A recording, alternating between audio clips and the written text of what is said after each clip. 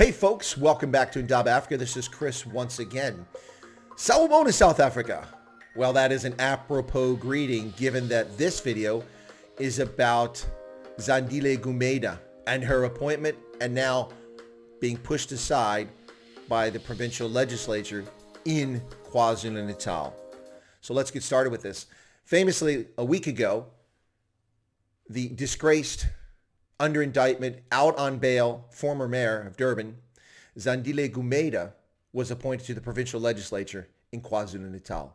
Despite being out on bail for massive, pervasive corruption and graft charges, the ANC cheekily, haughtily appointed a person under great suspicion from a position of importance as mayor to a position of even greater importance and responsibility in the provincial legislature, and then was going to nominate her to lead in the provincial legislature. Well, this, of course, finally raised the hackles of many South Africans who've had it up to here with the ANC's corruption, its graft, its patronage, its unbelievable, shockingly blatant and obvious corruption. People have had it.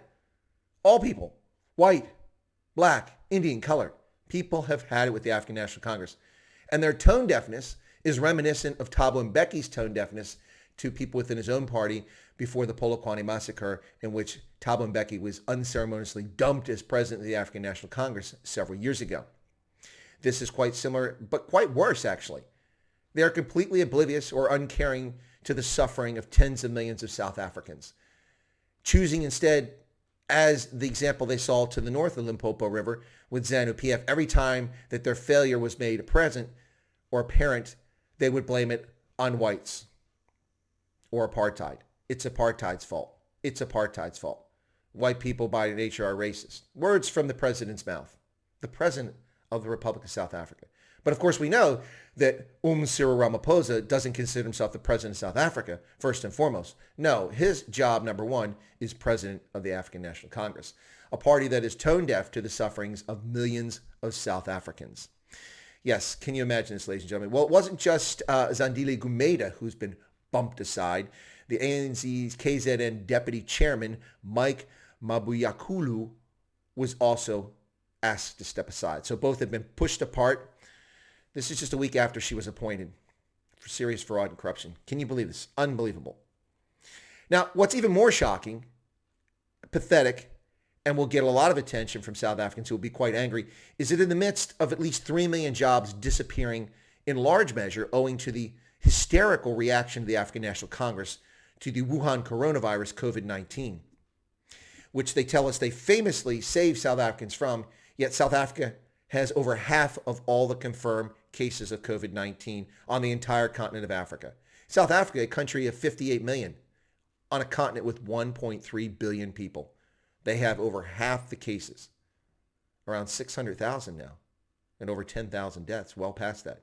Yet they saved South Africa by destroying its industry, putting people out of work, forcing people to eat grass to survive, stealing food parcels, arresting people who donated out of their own pocket generosity to help starving, hungry fellow South Africans, arresting people for sitting on a beach, arresting surfers for the dangerous act of surfing in the ocean. God knows COVID-19 is spread in the ocean. Yes, idiocy, lunacy. Their cheekiness knows no bounds. But finally, and perhaps just briefly, but finally, the pressure has been turned up enough that the most shocking and egregious appointment of a person under indictment and out on bail, not that she was allowed to continue her job, but she was dumped from that job and then months later appointed to a position of even higher importance. It just shows you how cheeky the African National Congress is. Absolutely unbelievable. But here's the shocking part, ladies and gentlemen.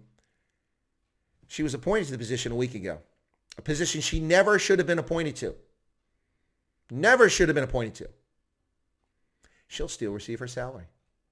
That's right, her taxpayer-funded salary for a job she was not elected to, a job she was appointed to by corrupt ANC politicians seeking to take care of their own. This is patronage corruption on the highest order. The fact that she'll receive a salary for a job she's never performed is beyond ridiculous. With 3 million people who have no jobs, businesses have collapsed by the thousands. People in South Africa are hungry, yet she gets a job.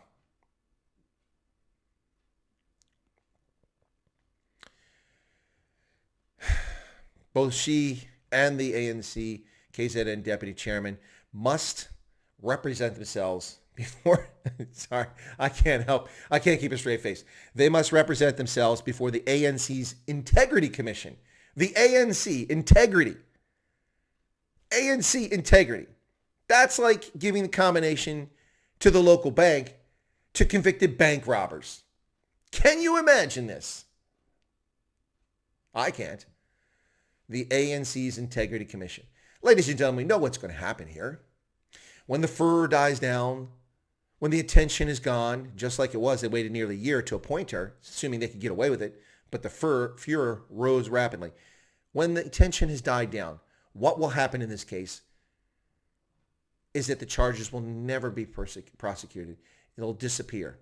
Ladies and gentlemen, the African National Congress has zero credibility. They have less than zero. They're in negative territory when it comes to credibility on corruption. The Zandile Commission, years and years and years. Where are the prosecutions? Who's been convicted?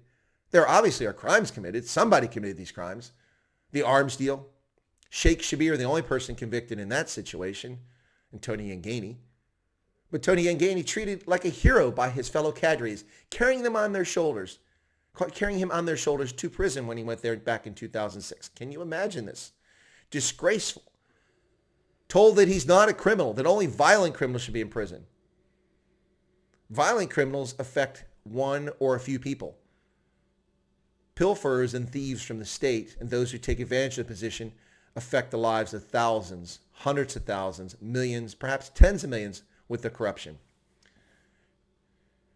Breaking news, ladies and gentlemen. The KZN provincial legislature, the African National Congress, has forced Zandile Gumeda and KZN deputy chairman Mike Mabuyakula to step aside. But they still get their salary. Don't you love that, ladies and gentlemen? Always taking care of cadres. That's the ANC's job number one. It's 500,000 cadres, not the 58 million South Africans, but the ANC cadre. And therein lies the crux of the problem. Well, folks, here it is, August 28th, 2020. Does this represent a change in corruption drive for the ANC? Is this an answer to President Cyril Ramaphosa's call for corruption to be rooted out? No. It's just simply convenient removal for the moment of an obviously corrupt government official, and we'll see what happens. Unlikely to be prosecuted, unlikely to ever spend a day in jail. More of the same from the African National Congress, ladies and gentlemen. That's what we see today, August 28th, 2020, as Zandile Gumeda is forced to step aside but still collect her salary. Listen, if you're not a subscriber to Chris White Africa, take a second, push that button, become a subscriber. And by the way, YouTube unsubscribes people. So if you don't know that, check periodically. If you're not seeing the videos, go back and make sure you're still subscribed. I have a subscriber who's a moderator on my channel who's unsubscribed from my channel twice yesterday. Twice he had to resubscribe. And this is someone who's been a subscriber to my channel since I had half a dozen subscribers. Can you believe that? Well, folks, it's all part of the high-tech, deep state nonsense going on. But I hope you enjoy the content. Feel free to leave a comment. Unless it's abusive, I'll read it. And finally, I ask that you smash that like button right down there. Likes drive viewership. Thank you for your time. Thank you for your patronage. And South Africa, sawubona, and good luck with your corrupt government.